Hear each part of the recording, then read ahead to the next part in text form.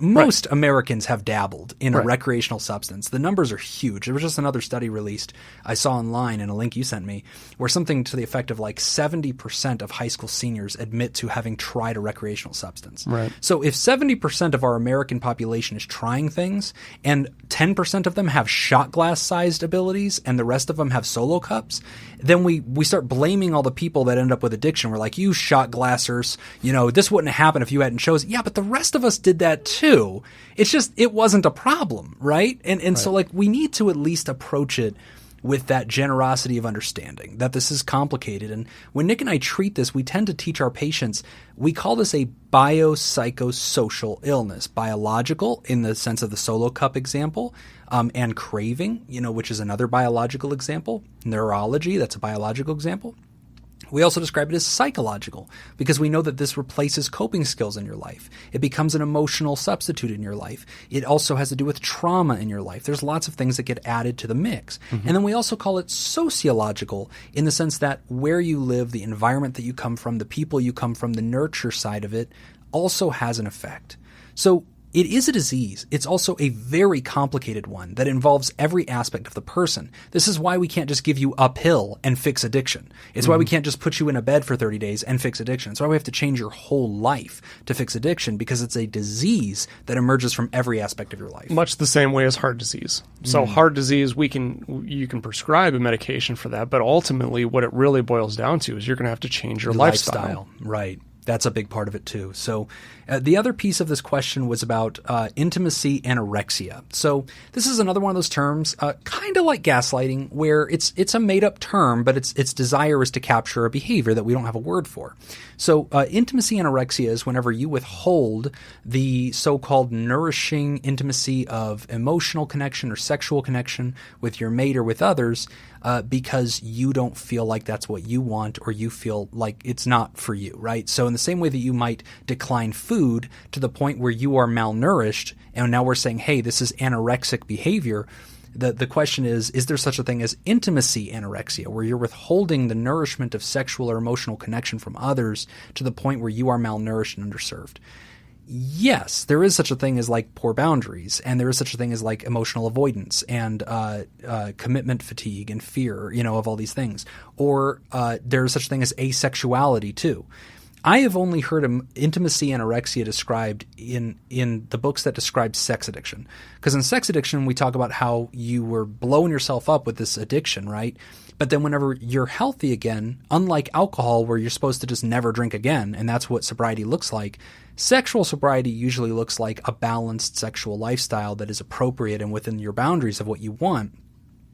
Intimacy anorexia is usually something I'll see recovering sex addicts describe, where they say, I'm just avoiding everything. I'm abstinent and I'm undernourished and I'm unhappy and I'm unhealthy. And so I've kind of gone from being way too indulgent and hedonistic in my sexuality to being way too austere and abstinent in my sexuality. And that's where I've seen it discussed. Mm-hmm. And, obviously, yes, I would agree that's a thing. I approach it with a sense of balance, that all things can be brought into balance as long as we understand it in a healthy context for ourselves. But that's exhausting in relationships, too. When somebody's completely pulling away from you and has nothing to give you, that's hard. So, to the writer, intimacy anorexia is a real thing in the sense that I know what you mean by that.